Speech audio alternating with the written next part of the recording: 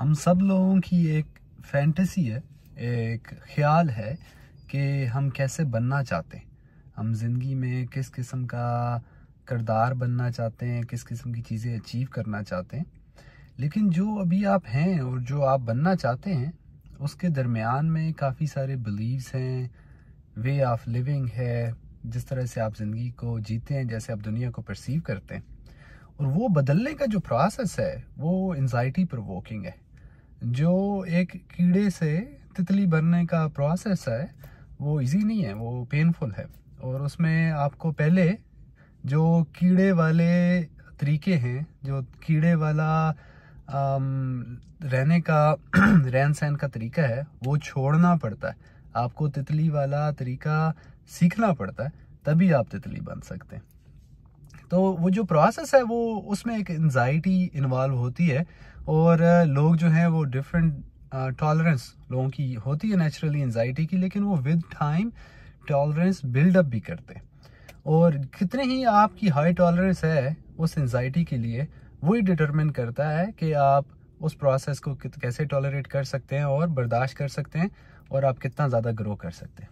ये है normal anxiety का प्रोसेस जब आप चेंज हो रहे हैं।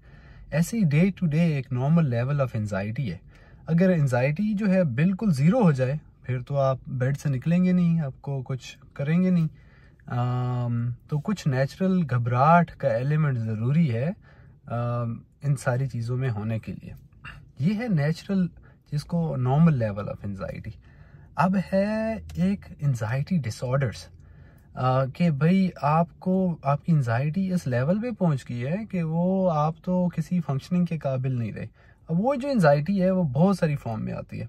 बाय द वे, साइकाइट्री में मोस्ट कॉमन सिम्टम जो है वो घबराहट ही है, वो एंजाइटी ही है, लेकिन वो बहुत फॉर्म में आती है। जो मोस्ट कॉमन है वो जनरलाइज एंजाइटी है। उसमें आपको हर चीज़ की फिक्र, ये ना हो जाए, वो ना हो जाए, मुझे ये करना है, वो करना है। इतना लेवल ऑफ एंजाइटी कि आप एक्चुअली आपकी जो फंक्शन है वो कम हो जाती है। और जब वो बिल्कुल अनकंट्रोल हो तो आपको पैनिक अटैक्स होते हैं, जिसमें फिजिकल सिम्टम भी हो सकते हैं। That's the other thing. People keep reaching out to me asking about physical symptom कि सर दर्द हो रहा है, चक्कर आते हैं, पूरे जिस्म में दर्द होता है, GI सिम्टम, पेट ख़राब हो जाता है, पेट में दर्द होता है। और नहीं, ये बड़ा फिजिकल है जी, बार बार ये बड़े फिजिकल सिम्टम है। ये जो नोशन है कि भाई दिमाग अलहदा है और जो आपकी बॉडी है वो अलहदा है, आई डोंट नो ये नोशन कहाँ से आया कि आपका जो दिमाग है वो आपकी बॉडी का ही तो हिस्सा है। कोई दिमाग किसी और फ्लोर पे तो नहीं पड़ा हुआ, आपका जिस्म कहीं और तो नहीं पड़ा हुआ। आपका दिमाग और आपकी जो बॉडी है वो एक ही तो है। तो जो माइंड है, आपकी जो बॉडी है, is the same thing, they are connected. तो अगर आपका बॉडी जो है, दिमाग जाता है फाइट, फ्लाइट, रनिंग, आइसोलेशन, किसी मोड में भी जाता है, तो आपकी बॉडी जो है वो अकॉर्डिंगली रिएक्ट करती है। और अगर आपका एंजाइटी लेवल क्रोनिकली सो हाई है तो ज़ाहिर बात है आपकी बॉडी उसको रिएक्ट करेगी। कॉन्स्टेंटली अंडर स्ट्रेस रहने में आपको बॉडी पेन्स होंगे, डिजीनेस होगी, हेडेक्स होंगे, GI सिम्टम्स होंगे। By GI symptom I mean के स्टमक पेन, डायरिया रहता है लोगों को, कॉन्स्टिपेशन रहती है।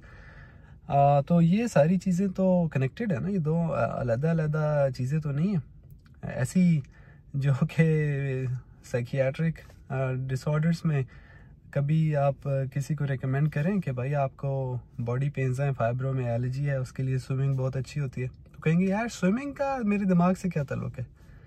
It's the same thing, they are connected, right.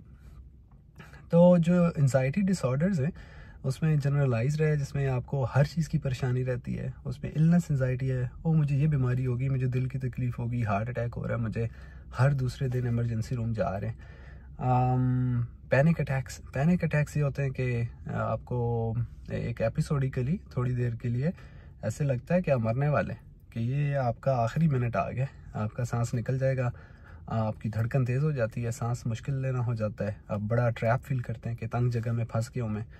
तो ये वेरी वेरी वो इतना डिस्ट्रेसिंग होता है, इतना परेशान कौन होता है, लोग कुछ भी करते हैं उसके लिए। एंजाइटीज़ में ही PTSD भी आता है, OCD भी आता है।